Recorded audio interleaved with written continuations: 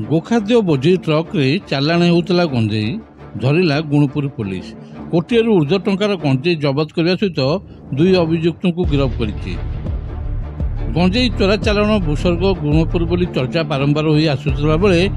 गोखाद्य बोझी truck गंजेई चालाण होता गजपति और रायगड़ा सीमांत अंचल गंजेई गुणुपुर अभिमुखे आसुला गुणुपुर पुलिस विशेष सूत्र खबर पाई